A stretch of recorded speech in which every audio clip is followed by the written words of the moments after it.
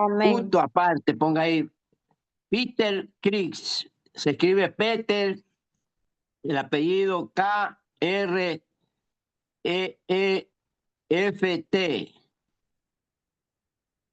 Peter Kriegs.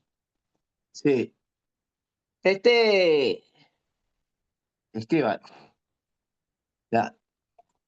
Si usted quiere como cultura general para que quede conocimiento,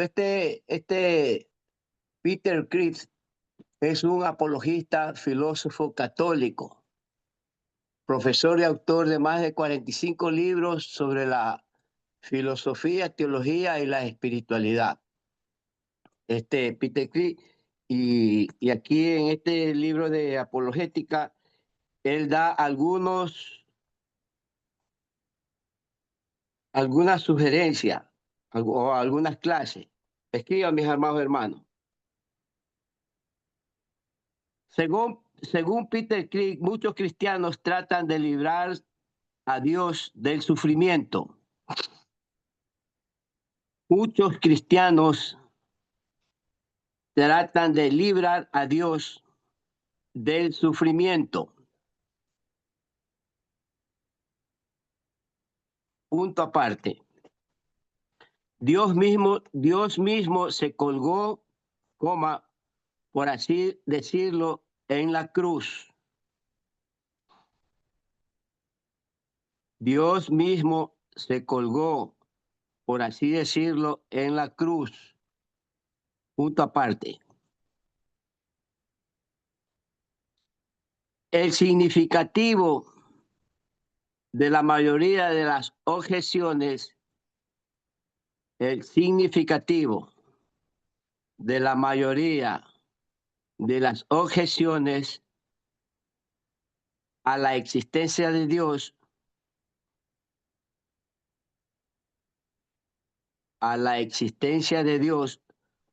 por el problema del sufrimiento,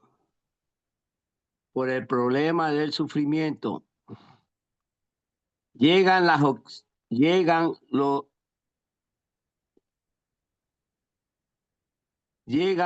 observadores externos,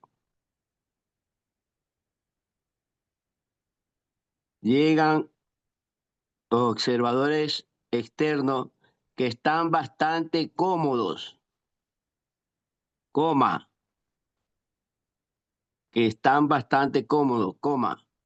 mientras que a menudo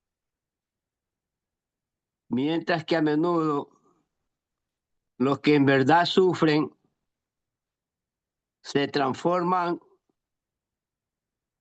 repito, mientras que a menudo, los que en verdad sufren se transforman en creyentes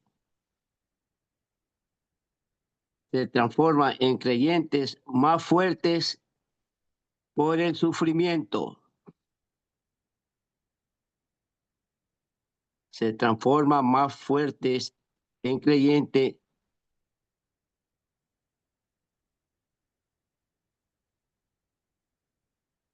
por el sufrimiento. Punto seguido. Hay un signo de interrogación. ¿Por qué? Cierre ese signo de interrogación. En gran parte, ¿por qué sigue a uno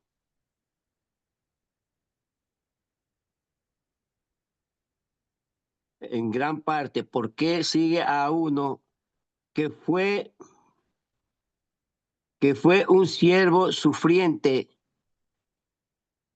que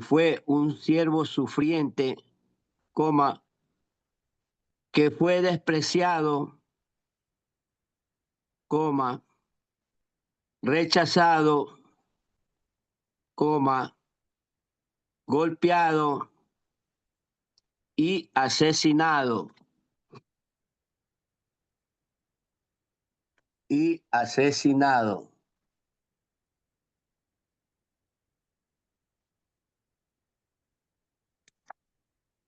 Punto aparte. Por tanto, la respuesta del sufrimiento Por tanto, la respuesta al sufrimiento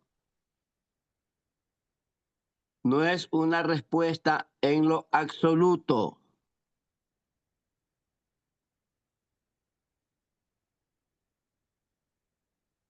Es una respuesta en lo absoluto, punto aparte. Es la persona que responde Jesús mismo. Es la persona que responde Jesús mismo.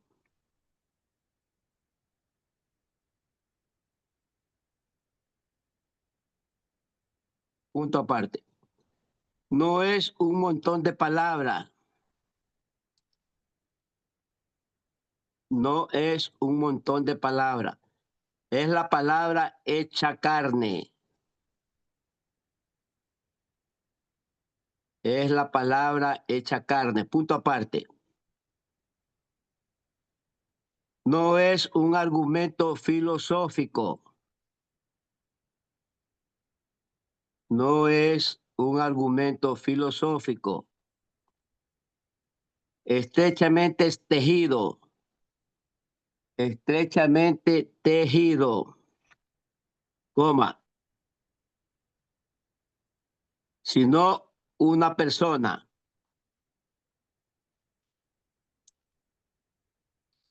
Sino una persona. Ya. Vamos a ver lo que dice este apologético Peter Kriegs. Dice que muchos cristianos tratan de librar a Dios del sufrimiento. Yo le pregunto a todos, cualquiera me puede contestar, ¿cuáles son estos cristianos que quieren librar a Dios del sufrimiento? Alguien que tenga una idea me puede decir, porque yo no la tengo. Yeah. Pero sí hay personas, los que son bastante espirituales, que saben lo que a Dios le gusta y lo que a Dios no le gusta. No sé si usted se ha topado con personas que dicen, pero a Dios no le gusta eso, a Dios no le agrada esto, a Dios sí le gusta que está en el cielo, que sabe lo que le agrada o no le agrada a Dios. Una vez yo tuve, vamos a decir, un debate con una persona que me dijo, hermano, pero a Dios no le gusta esta cosa. Yo le escuchaba, una profesional, y yo le pregunto, disculpe, le digo, mi hermana, que usted va y viene del cielo, que sabe lo que a Dios le gusta y no le gusta, o es deducción suya nomás. Usted no se puede poner en ese plano porque usted quiere hacer el trabajo de Dios. Si a Dios le gusta o no le gusta, nadie lo sabe. Que nosotros queramos interpretar las cosas a lo bien es otra cosa, o queramos interpretar las cosas a lo mal es otra cosa. Pero no me venga a decir que a Dios no le gusta esto, que a Dios... ¿Sí ha escuchado usted a esa persona? Oye, hermana o hermano, a Dios no le gusta, no le agrada esto. Si usted sabe lo que le agrada a Dios. Hermano Walter, usted sí se ha topado con esta clase de cristianos así. Sí, mi hermano, y también a veces uno mismo lo ha dicho, según cuando uno ve algo que está mal. Uno, o sea, en el sí uno lo ha dicho en el contexto de que es pecado y el pecado no. Eso es decir, mi hermano, lo que usted está haciendo es pecado, porque lo dice la Biblia. Pero yo no le puedo decir, hermano, lo que usted está haciendo a Dios no le agrada o no le gusta. Hable serio, que usted sabe el gusto. de Dios. Que diga, hermano o hermana, lo que usted está haciendo está mal. En la Biblia dice que esto no está bien, lo cojo porque dice. Pero a Dios no le gusta, no le agrada. En serio. Mire, aquí entra también, amados hermanos, la ética. Tenemos que saber hablar, tenemos que saber, o si vamos a exhortar a alguien, tenemos que tener ética y conocimiento de lo que vamos a hablar. ¿A qué se refiere esto, a mi amado hermano? Por eso yo le hice la pregunta a usted. Sí, sí, pero no es el contexto que porque dice, sí, si me lo dicen que la Biblia dice eso, que esto no es así, se lo acepto, pero que me diga, a Dios no le gusta eso. Hable serio. Es que va y viene del cielo, que sabe lo que le gusta a Dios o no le gusta. ¿Qué dicen mis restos de hermanos? A ver, quiero que hable mi hermana Bélgica, mi hermana Polonia, mi hermana Juliana. A ver, ¿qué dicen sobre esto? Lo que estoy conversando. Lo estamos. Pastor. Dígame. Algo que nosotros, a través de la oración y cuando tenemos una comunicación con el Señor, sí podemos decir, al Señor no le gusta eso. Por ejemplo, el Señor no le gusta lo que es la altivez, el orgullo. A Él le gustan las personas que sean humildes. No, no, no, hermana. Escúcheme lo que pensé. Terminado, mi hermano. Ya, ok. En primer lugar, lo dice la Biblia. Ahí vamos ahí. Sí. Lo que dice la Biblia. Sí, pero No lo que Dios no le gusta o le gusta. no he terminado. No. Vamos Ya. respetando un tiempito. No, ya, Vamos sí, diga, siga así. respetando la opinión. Por ejemplo, y si el Señor habló, porque el Señor habla, ¿estamos de acuerdo o no estamos de acuerdo? Claro, sí, sí. Y Él dice, yo lo he escuchado, a mí no me gusta eso. Tienes que quitar eso de ti. Eso no me agrada. Él lo ha dicho. Entonces yo creo que así como uno lo ha escuchado, cuando la persona tiene oídos espirituales o tiene visiones, entonces creo que a eso es lo que se basa. Pero es verdad lo que usted dice. Afuera, las personas, muchos no entienden esa parte. No quieren aceptar que uno les diga así, el Señor no le agrada eso. Yo me acuerdo en la iglesia, hubo un caso así. Entonces, incluso una pastora llegó y estábamos hablando. Digo para el Señor, sí, ya sé que al Señor no le agrada eso. Así me contestó. O sea, como no le dije con la Biblia, tal vez será que se molestó, porque les molesta que les digan algo así. Pero cuando hay la comunicación, cuando hay una oración y el Señor habla, uno sabe lo que el Señor le está diciendo. Uno escucha lo que Él dice, lo que le agrada y lo que no le agrada. Ya, muy bien, mi hermana, pero yo quisiera preguntarle si usted escuchó que para decir nosotros eso, nosotros tenemos que usar la ética cristiana, tenemos que tener ética para decir eso a una persona, más aún que sea una persona impía. Él le va a contestar que tú conversas con Dios, que sí. Claro que sí, nosotros en lo espiritual conversamos con Dios, tenemos una comunión con Dios. Pero por eso yo digo, hay que tener ética y decir, no, al Señor no le gusta. No, la Biblia, la palabra de Dios dice que esto no es agradable a Dios. Ahí, yo creo que con el hermano Walter expliqué eso. A eso que yo me refiero, hermano. Nosotros para hablar sobre eso, lo que dice este apologista, muchos cristianos tratan de librar a Dios del sufrimiento. Yo por eso dije, estas personas son esos que se tiran a religiosos. Oye, no te ponga esa ropa que a Dios no le gusta. Eso es falta de tener ética para dirigirse a una persona, porque acuérdese en las clases de ética que esas palabras hieren la sensibilidad de una persona. Nosotros como estudiantes de la palabra de Dios tenemos que usar palabras técnicas, vamos a decir así, no palabras dolientes. Estamos, mi hermana Polonia. Así es, mi pastor. Estamos Ya, muy de acuerdo porque con la Biblia podemos respaldar exacto. lo que Muy está. bien. Pero Ajá. siempre y cuando vemos esta clase de, inclusive de hermanos que no le gusta que le digan nada, ahí nosotros tenemos que usar ética cristiana con ciertas clases de personas, o con todo, en todo momento. Recording in progress. Sí. Entonces, eso es, mi hermano. Y entonces, dice, en gran parte es porque siguen a uno que fue un siervo sufriente. O sea, nuestro Señor Jesucristo, Él no vino porque le complació. No, no. Él vino por una orden de Dios Padre, del Dios eterno. Él vino a cumplir una misión. ¿Cuál fue esa misión? A predicar el evangelio, a predicar el amor que tenemos que tener uno hacia el otro.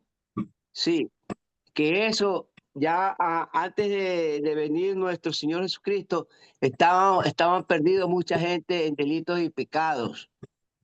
Entonces vino el Señor Jesucristo a hacer una unión. Por eso dice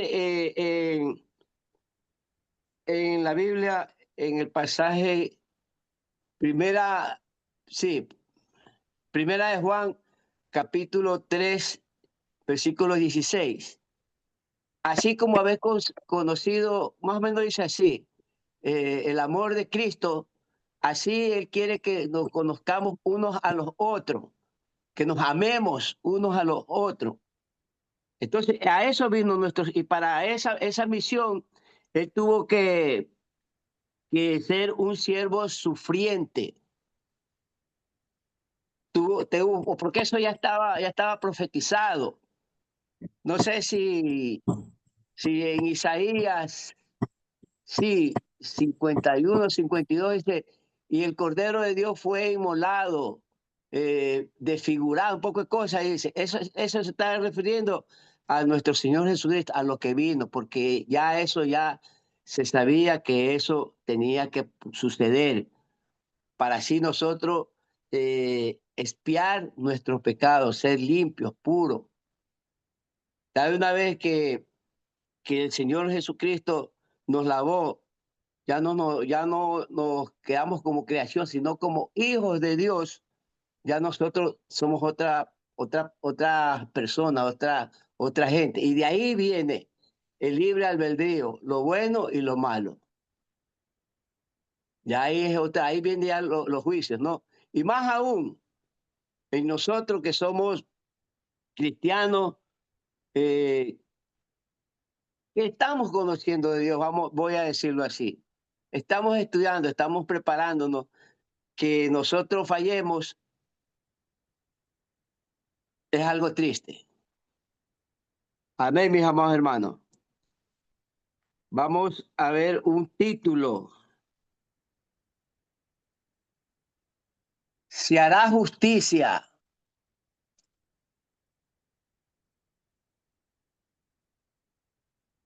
Se hará justicia.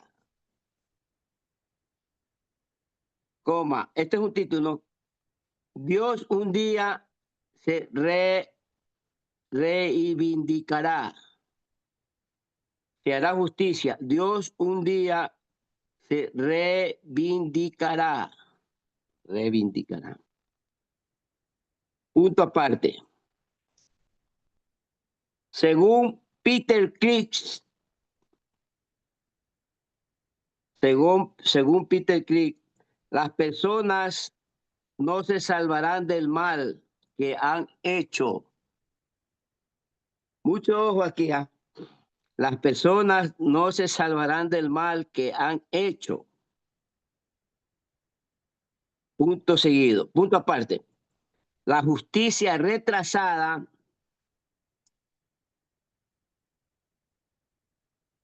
la justicia rechazada o retrasada, la justicia retrasada en la economía de Dios en la economía de Dios no es necesariamente una justicia negada, no es necesariamente una justicia negada. Llegará el día en que Dios ajustará cuentas. Llegará un día en que Dios ajustará cuentas y las personas serán responsables por el mal que han hecho. Y las personas serán responsables por el mal que han hecho.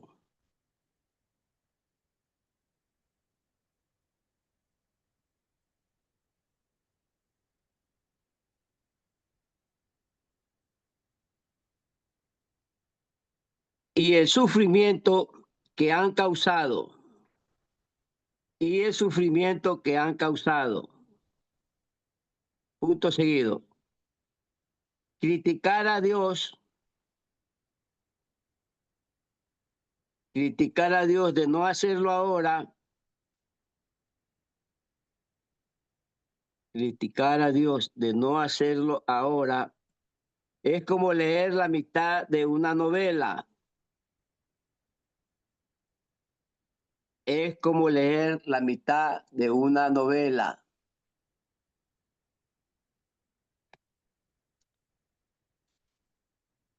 Es como leer la mitad de una novela.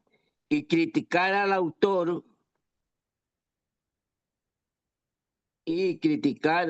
autor por no resolver el trama. Por no resolver el trama. Libro de Romanos, capítulo 3, versículo 26.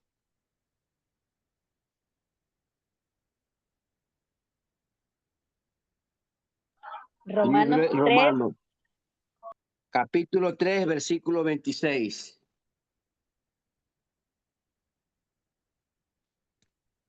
Vamos a ver lo que dice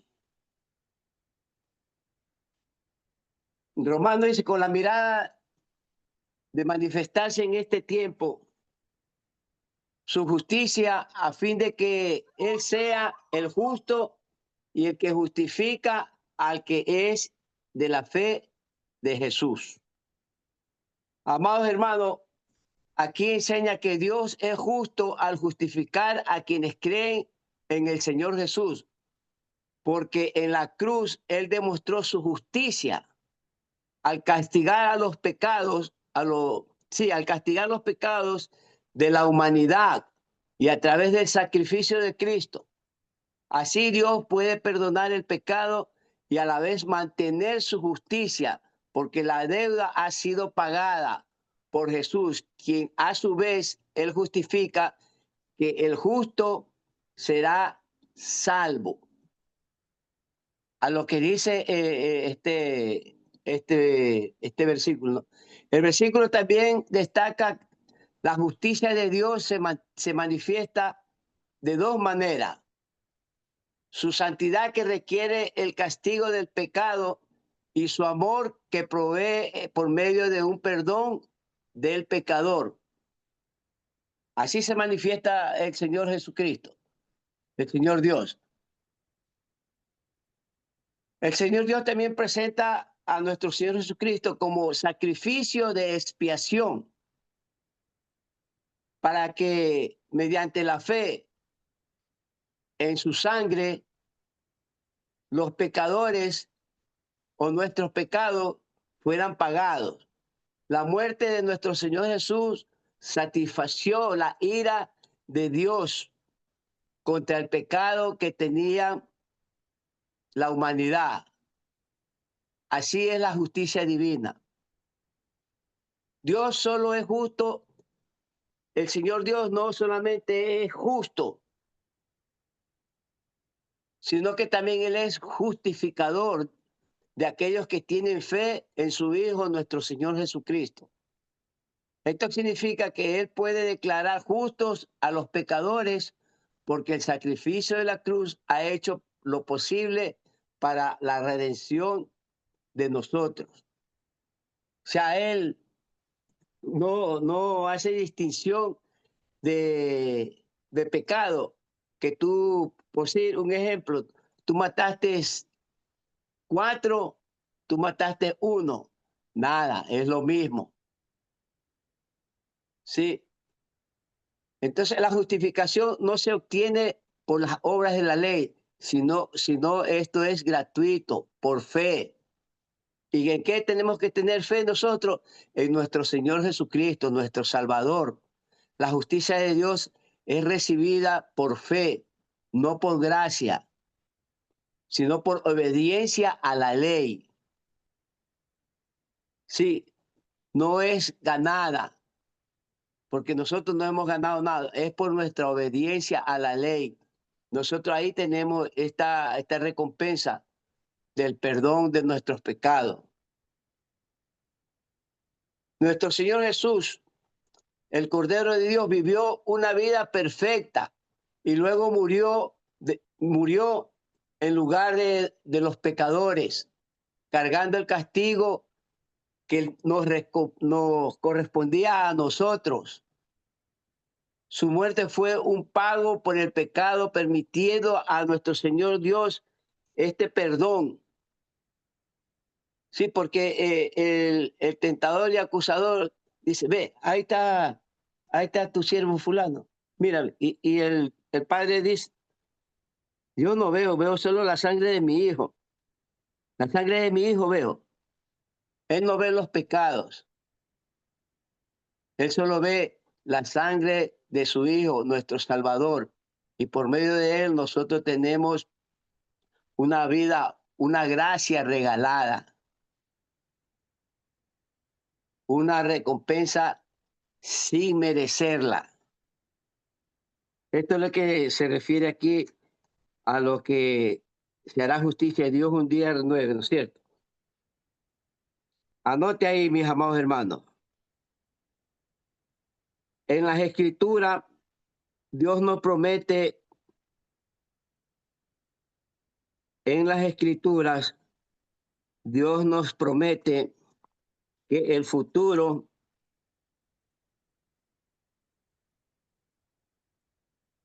Él nos promete que en el futuro Él será totalmente reivindicado. Él será totalmente reivindicado. Y nosotros seremos completamente libres de todo mal. Y nosotros seremos completamente libres de todo mal. Punto aparte. El malvado no prosperará más. El malvado no prosperará más.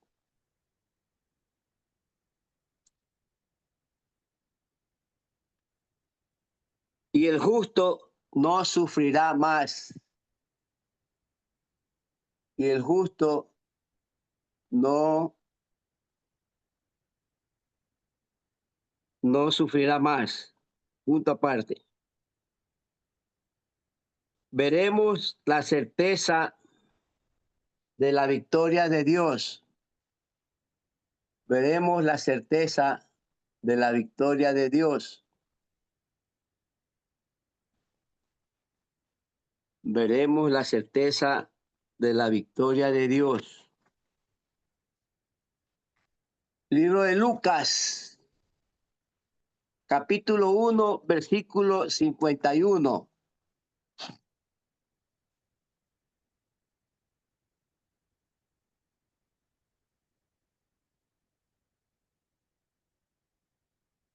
Capítulo 1, versículo 51. Punto seguido. El orgulloso será humillado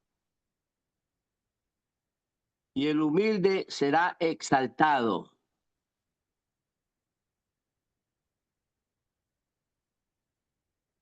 Ya, no escriba, mis hermanos. Vamos a ver lo que dice este libro de Lucas, capítulo 1, 51.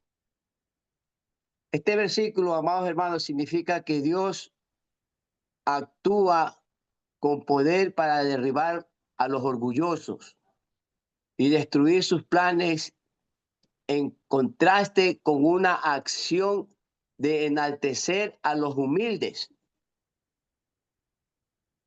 Colmarnos a nosotros de bendiciones. Sí, colmar también de bienes a los hambrientos. Y en un resumen, para intervenir activamente en la historia y cumplir el propósito que Dios tiene para todos nosotros. El libro de Lucas, capítulo 1, versículo 51, este versículo también destaca la fuerza de Dios representada por su brazo. Y esto realiza grandes proezas para la salvación de la humanidad. Él tiene una justicia divina. La acción de Dios no es arbitraria, sino es algo que implica un juicio moral contra la soberbia. Se enfatiza la posición entre el orgullo de los que se creen superiores y la exaltación a los que son humildes ante Dios. Eso le va a pasar a los que se creen superiores. Y aquí nadie no somos superiores.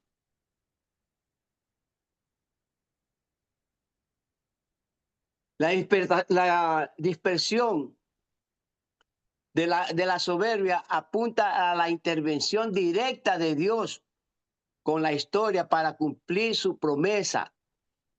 Aquí la soberbia es un pecado que no agrada, dice la Biblia, a Dios. Él aborrece la soberbia. Yo quiero que alguien me diga un ejemplo de una soberbia para ver si estamos en la misma frecuencia. Cualquiera, un ejemplo de una persona soberbia. A ver, alguien que... De la Biblia.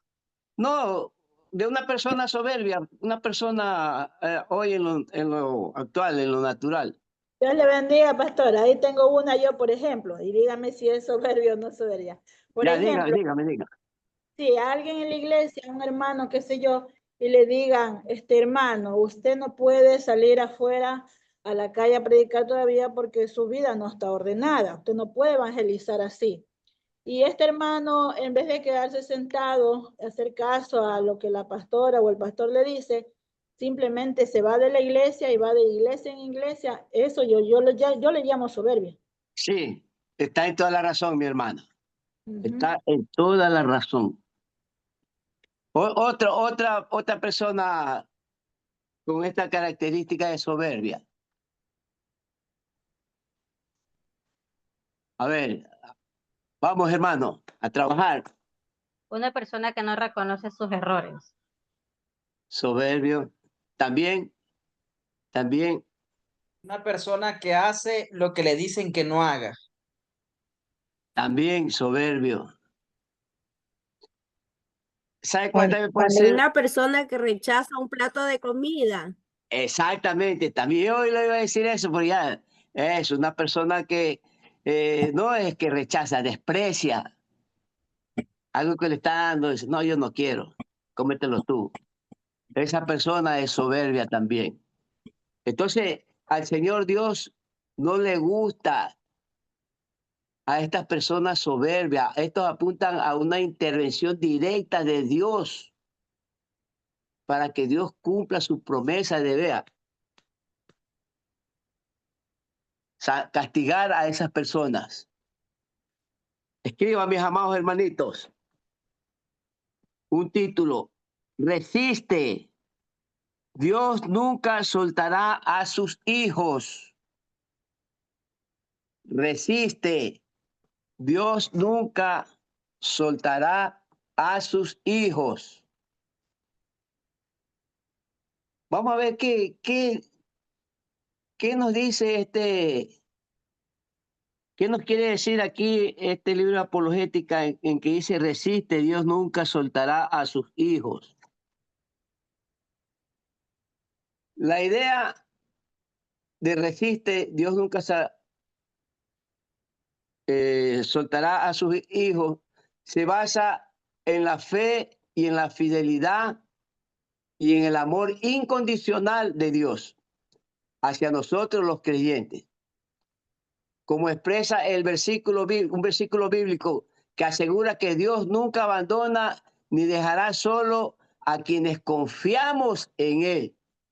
E incluso en medio de dificultades y tentaciones, la fidelidad de Dios es inmensa a aquellos que luchamos por estar agradable a Dios. La Biblia afirma repetidas veces que el Señor Dios es fiel y que sus promesas son seguras para cada uno de nosotros. Dios promete no dejar ni desamparar a sus hijos, brindándonos su presencia y ayudarnos constantemente.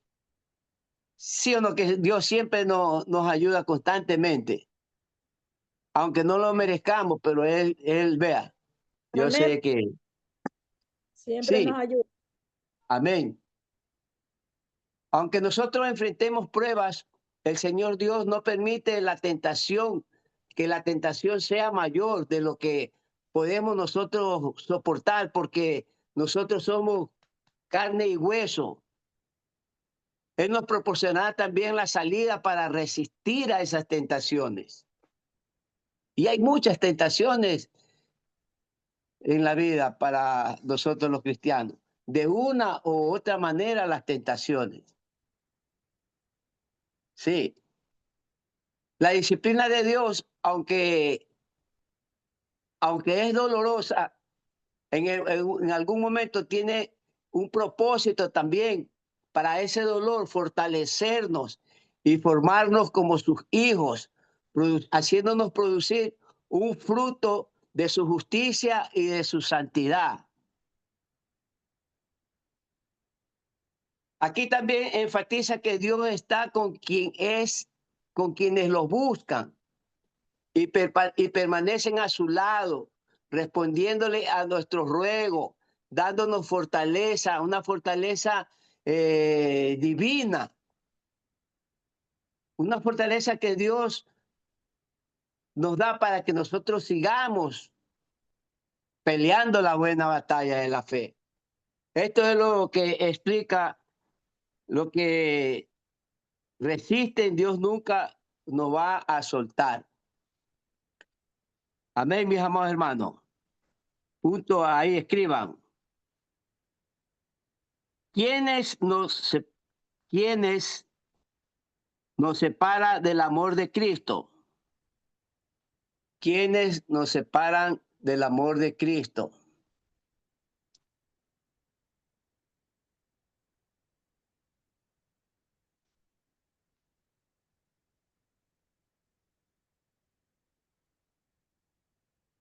Ponga ahí, tribulación o angustia, coma, persuasión, coma, hambre o desnudez, o peligro, coma, o espada.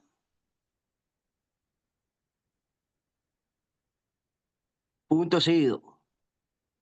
Como está escrito. Como está escrito. Repito todo. ¿Quiénes nos separará del amor de Cristo? Punto seguido. Tribulación o angustia, coma, o persecución, coma, o hambre, coma, o desnudez, coma, o peligro, coma, o espada. Punto seguido. Como está escrito. Romanos capítulo 8, versículo 28.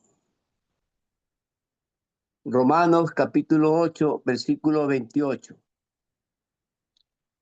Vamos a ver aquí esto que está interesante. Ya, aquí este pasaje de la Biblia declara que Dios hace todas las cosas para el bien de aquellos que lo aman y que son llamados según su propósito. O sea, aquí no es que Dios me llamó a esto porque yo quiero ser esto. No, no, no. Dios nos llama según su propósito.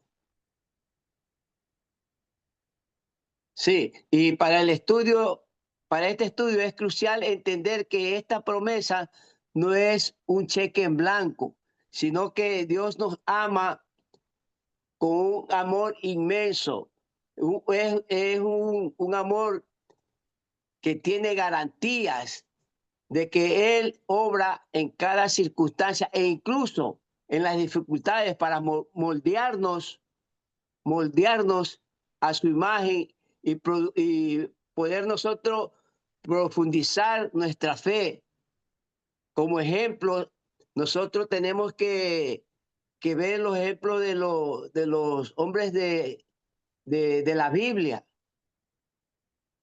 como hay muchos, como Job, como Noé, que creyó en la palabra de Dios y tuvo fe, como José, el hijo de Jacob, el que fue gobernador de Egipto. Todo eso, esos hombres nosotros tenemos que ver como ejemplo. Este versículo también nos habla que nosotros tenemos que saber amar a Dios con un amor sincero, un amor puro. Todas las cosas les ayudan a bien, dice. Esto es lo que conforma su propósito y somos llamados a hacer la voluntad de Dios, no la voluntad de nosotros. También este versículo aplica los que aman a Dios y los llamados conforme a su propósito. No todos somos llamados para hacer tal cosa, sino somos llamados según el propósito que Dios quiere y tiene para cada uno de nosotros.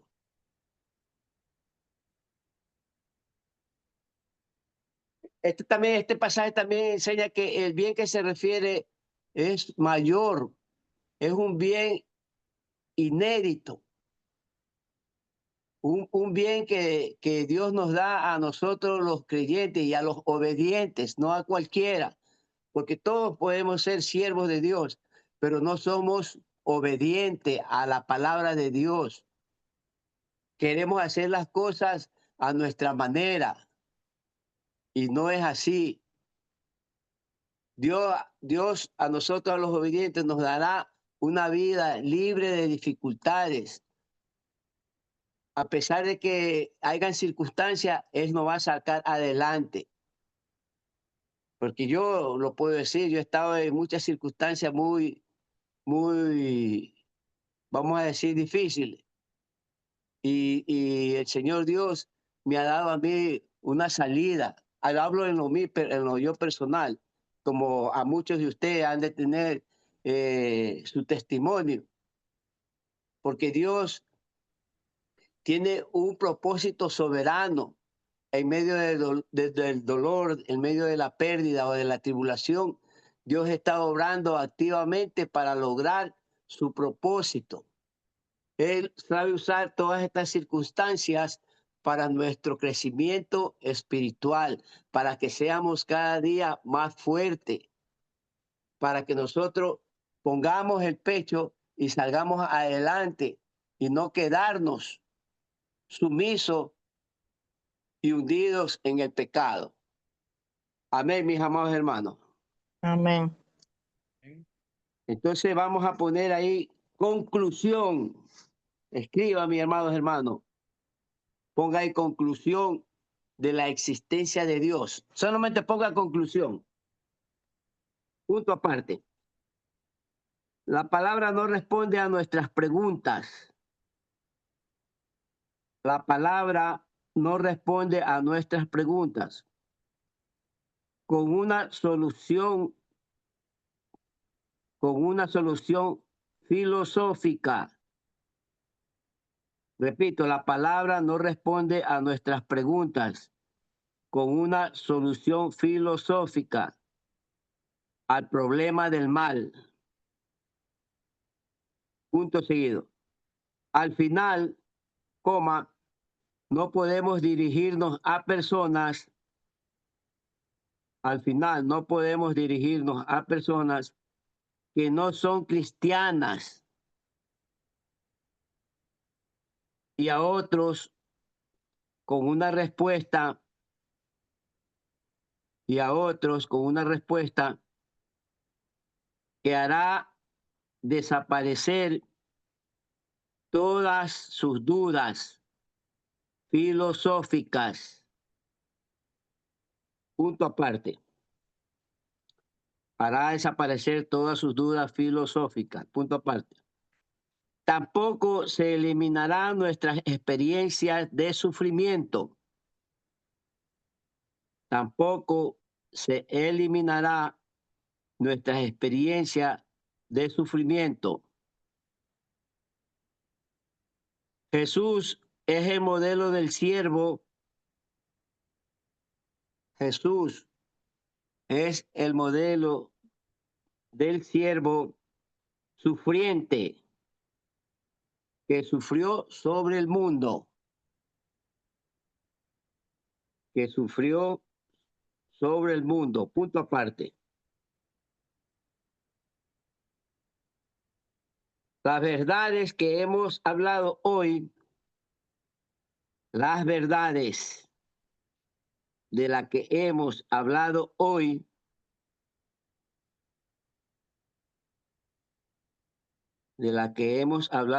coma, dan a los cristianos la única respuesta satisfactoria,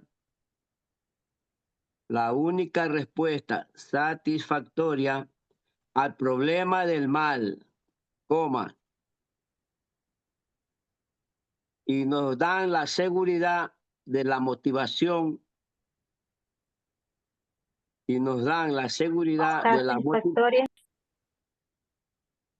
satisfactoria al problema del mal, coma, y nos dan la seguridad y la motivación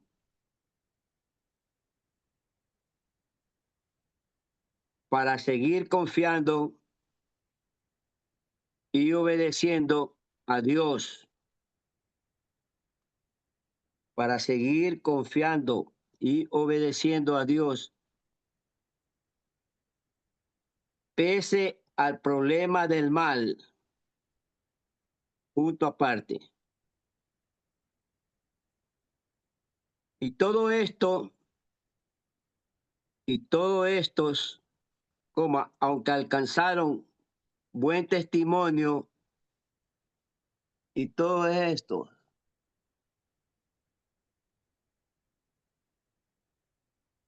que alcanzaron buen testimonio mediante la fe, coma, no recibieron lo prometido. No recibieron lo prometido. Dos puntos y coma. Digamos, punto y coma. Proveyendo Dios alguna cosa mejor para nosotros. Proveyendo alguna cosa mejor para nosotros.